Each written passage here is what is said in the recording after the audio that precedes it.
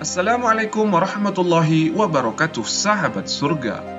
Ada sebuah kisah yang tidak kalah menarik dari peristiwa yang dialami Ali bin Abi Thalib saat melakukan perniagaan dengan malaikat Jibril dan malaikat Mikail. Bagaimana kisahnya? Mari kita bahas. Suatu ketika, Ali bin Abi Thalib baru saja pulang dan berkata kepada istrinya, Fatimah Az-Zahra, "Wahai istriku, apakah kamu mempunyai makanan untuk suamimu ini?" Fatimah berkata, "Demi Allah, aku tidak mempunyai sesuatu makanan apapun. Tetapi ini ada 6 dirham, hasil kerjaku dan Salman memintal bulu-bulu domba milik orang Yahudi. Rencananya akan kubelikan makanan untuk Hasan dan Husain."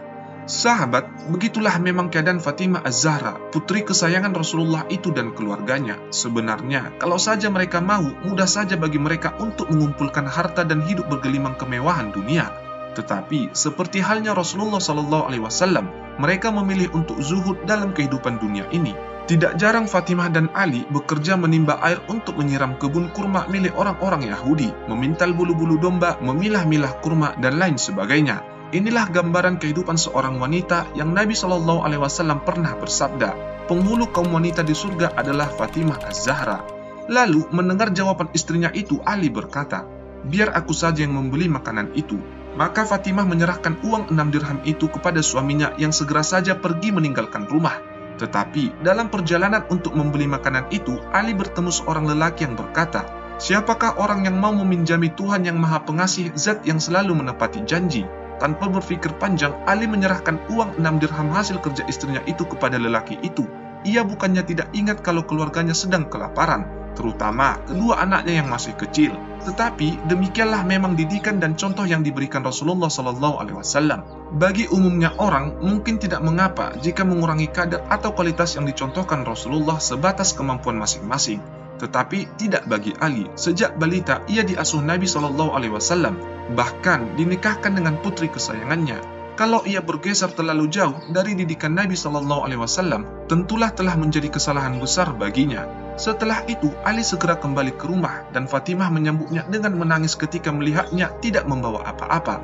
Ali berkata, "Wahai istriku, mengapa engkau menangis?" Fatimah berkata, "Wahai suamiku, engkau pulang tanpa membawa sesuatu." Ali berkata, "Wahai istriku, aku meminjamkan uang itu kepada Allah." Tanpa penjelasan lebih banyak, maklumlah Fatimah tentang apa yang terjadi. Maka ia berkata, "Sungguh, aku mendukung sikapmu itu." Tidak tahu lagi apa yang harus dilakukan, Ali segera keluar rumah dengan maksud menemui Nabi SAW. Tetapi, di tengah perjalanan ia bertemu seorang badui yang sedang menuntun seekor unta. Si badui yang tidak dikenalnya itu berkata, "Wahai Abdul Hasan, belilah unta ini." Ali berkata, "Aku tidak mempunyai uang." Si badui itu berkata lagi, "Belilah dengan tempo atau pembayaran di belakang." Ali berkata, "Berapa?" 100 dirham, kata si badui itu. "Baiklah," kata Ali, "kubeli seharga 100 dirham dengan tempo atau pembayaran di belakang." Si badui menyerahkan unta tersebut kepadanya dan berlalu pergi. Ali tidak tahu apa yang harus dilakukannya dengan unta itu, tetapi ia menuntunnya begitu saja. Belum jauh berjalan, tiba-tiba muncul seorang badui lain menghampirinya dan berkata, "Wahai Abdul Hasan, apakah engkau ingin menjual unta ini?" Tanpa berpikir panjang, Ali berkata, "Ya." Akhirnya terjadilah jual beli antara Ali dan orang badui tersebut. Ali menjual unta yang telah dibelinya itu dengan harga yang tinggi. Kemudian si badui yang tidak dikenalinya itu membayar kontan dan membawa pergi unta tersebut. Ali sangat gembira, segera ia membeli beberapa bahan makanan untuk keluarganya kemudian pulang.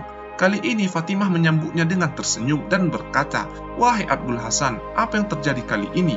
Dengan gembira Ali berkata, "Wahai putri Rasulullah, kubeli unta seharga 100 dirham dengan tempo atau pembayaran di belakang, dan kujual lagi dengan kontan dengan harga yang tinggi." Fatimah berkata, "Aku mendukung sikapmu itu." Beberapa lama kemudian, Ali pergi menemui Nabi SAW sesuai dengan niat sebelumnya.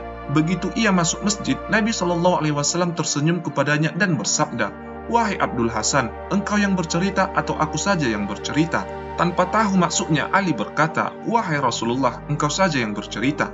Nabi SAW bersabda, "Berbahagialah engkau Abdul Hasan, engkau telah meminjamkan 6 dirham kepada Allah, maka Allah memberimu 300 dirham. Setiap dirhamnya dibalas dengan 50 kali lipat. Orang badui yang pertama menjumpaimu adalah malaikat Jibril, sedang yang kedua adalah malaikat Mikail." Malaikat-malaikat yang membantu manusia tentunya atas seizin dan perintah Allah Subhanahu wa taala. Mungkin tidak hanya terjadi pada Rasulullah sallallahu alaihi wasallam dan juga pada para sahabat beliau seperti kisah di atas, atau juga pada perang Badar, Hunain dan beberapa peristiwa lainnya. Bisa saja itu terjadi di antara kehidupan kita sehari-hari, bisa dalam bentuk seseorang yang dikenali yang memberikan bantuan, atau mungkin seseorang yang tidak dikenali memberikan bantuan, seperti yang dialami oleh Ali bin Abi Thalib. Hanya saja Allah memerintahkan malaikat untuk menyerupakan diri dengan orang tersebut untuk memuliakannya. Masya Allah, sungguh indah kisahnya, apalagi ketika Rasulullah mengetahui apa yang terjadi pada Ali bin Abi Thalib. Sahabat surga, sekian video dari kami. Semoga kita bisa mengambil hikmah atau pelajaran dari kisah ini. Sekian, wassalamualaikum warahmatullahi wabarakatuh.